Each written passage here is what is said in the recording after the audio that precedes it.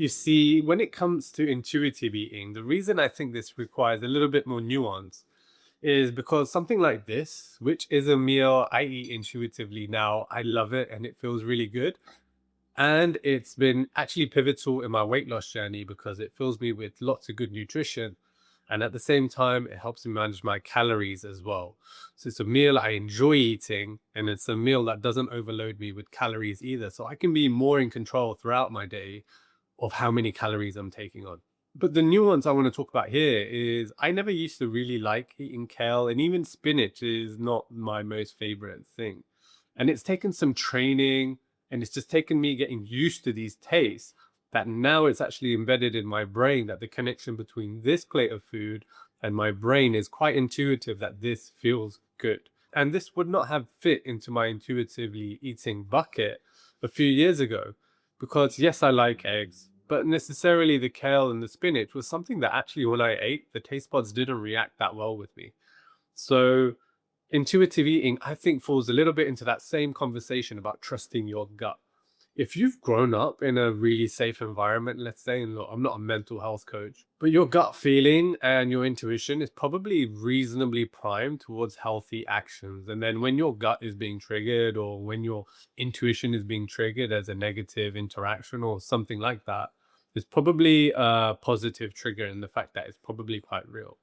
If you're someone that's grown up in a more negative, more traumatic, a difficult environment, your gut, your enteric system is actually a system that connects and speaks to your brain, is probably wired in a way that maybe, and this is coming from someone who's grown up in quite a difficult environment and had to come to terms with certain things with my gut feelings, is that maybe sometimes it is being triggered a little bit too sensitively and maybe it's not fully primed to invite all the good things into my life that I want all the time.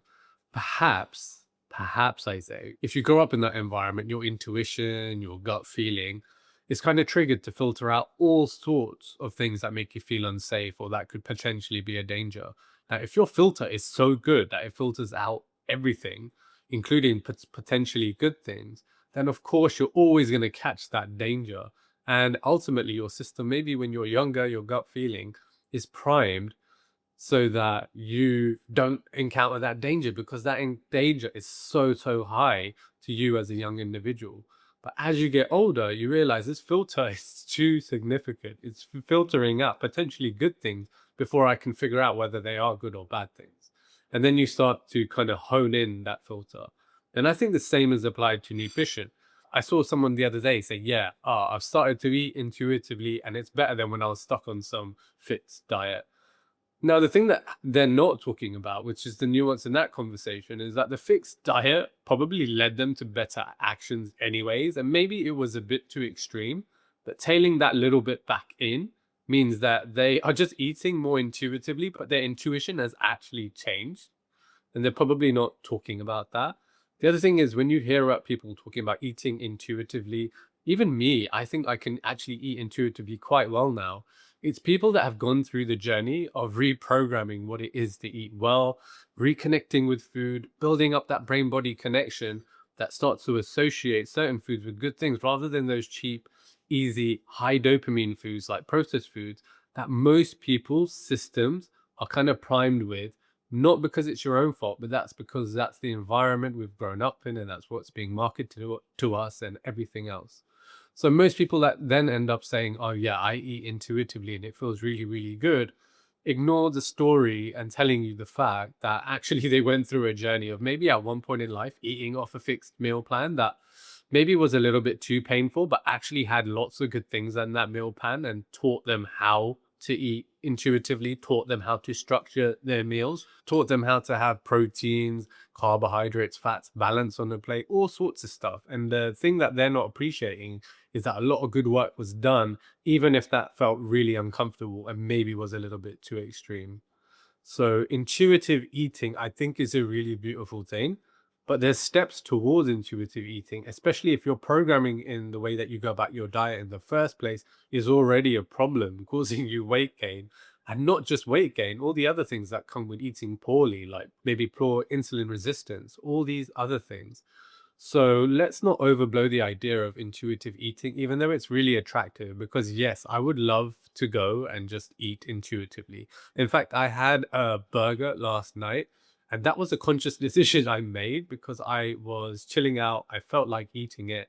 But in all honesty, if I was to cast that under intuitive eating, I would really be ignoring the fact that I ate a processed food. There's lots of nutritional deficiencies in that food, and in some way, it's not going to be a hell of a lot of good for me. But it's okay. I made that decision consciously.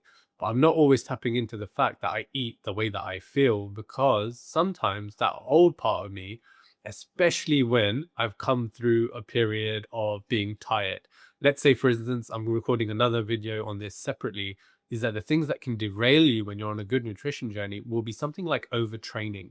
Because when you're overtrained, you can drag out so much of the carbohydrates in your bloodstream that your brain is just wanting food and it doesn't care what that food is. You can like throw intuition out the window. Your body just wants high calorie, dense food, and that could be anything. And for me, yesterday, that was a burger and chips. Now, the other thing that can derail your nutrition journey is if you get a cold because you become so tired. Your body in the background is working out fighting a virus or a cold or whatever it is. You don't want to be cooking. You just want the easiest mechanism of getting food in. And often, again, you're going to resort to some bad behaviors that feel maybe intuitive. Maybe that's okay for the period where you're struggling with a cold, even though it would be better to eat highly nutritious food.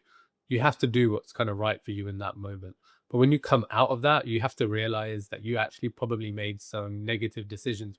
So ultimately, what I'm trying to say in this video, while I dig into my intuitively put together meal, is that there's a little bit of nuance and there's a bit of a fallacy of just saying eat intuitively, eat the way that you feel. I think you need to judge. Have you been through a nutrition journey? Have you started to reprogram your connection with food and your emotional connections, why you eat certain things? Do you eat emotively, etc., etc.? Because if you do, then eating intuitively is not always going to be an amazing thing. But there are steps to get there. And the steps to get there are starting to invest in the process of understanding how you eat, why you eat the way that you eat, introducing new meals, giving yourself time in your brain and your body to start to reconnect with the taste of these foods. Intuitively, initially, a lot of these things might not feel and taste that great. Now, sometimes that could be a good thing because maybe your intuition has made the taste of certain foods negative because you're allergic to them or something. I don't know. But at the same time, maybe your taste buds are really not primed to eat healthy food because you haven't eaten them for a really long time. There's this funny video I saw on a nutrition program in England where this guy just ate chips his whole life and he couldn't eat anything other than chips. And when he ate a beautifully sweet grape, he spat it out because it tasted so bad. So think about that when it comes to intuitively eating. Don't derail your whole diet because the people that are telling you about intuitively eating have spent time actually reprogramming the way that they eat, that their connection with food is now really healthy. You have to judge, is your connection with food really healthy? If it is, great, eat intuitively in periods and maybe go back to thinking a little bit more consciously about what you're eating in other periods to kind of reprogram and reconnect with foods, because our mind, our body, our taste actually also change as we get older, age, eat differently in different places, seasonality, and all these other things. But if you're kind of resorting to intuitively eating because you want to get away from all the good things like vegetables and a balanced diet and all the things that kind of come with nutrition, and maybe you want to rethink that. Yes, you can eat intuitively and have a pizza, and actually, if you manage your calories well enough, you'll end up still losing weight. But is that a part of your diet and your lifestyle that you want to create? Because maybe eating a pizza or having a really unhealthy meal high in sugars and all this other stuff, even if you can lose weight, maybe it's going to cause you some other problems when it comes to your nutrition. So yes, get to a place of eating intuitively. It is actually a really beautiful thing to be able to have this beautifully prepared, colorful meal and really be drawn to wanting to eat it, really being thinking about it for the last few hours that I'm really looking forward to eating this meal and it being a staple of my diet and the fact that I enjoy it. What a beautiful thing. And that's the kind of place that you want to get to. If you're intuitively eating and it's leading to pizzas, burgers, etc., obviously you're in the kind of wrong place to be doing that sort of thing. Now, the thing that I do want to say is, even though I do intuitively want to eat this meal 5 times a week, most days I am drawn to it. There are days, like I said, I'm drawn off this diet and I feel like having a burger because I was actually a little bit sick last week and I overtrained a little bit, I would say, on Friday last week. So over the weekend, my brain put me into treat mode and I couldn't resist it a couple of times, and that's okay too. I hope you enjoyed this video. I'm going to get on with the rest of my meal. If you need help with nutrition and fitness, I'm actually working on a 30-day series for both nutrition and fitness that I'm going to upload, something that you can work through really consistently, and it's planned out all for you. I'm going to initially release it for free. I don't really know what I'm going to do with it after. If you want access to that as soon as I create it, then please go sign up on my website, because it's going to be released with my 21-day newsletter, which actually talks you through a really lovely process of reconnecting with your health, which I've had really good feedback on too. Enjoy your eating, and I shall catch you in the next video.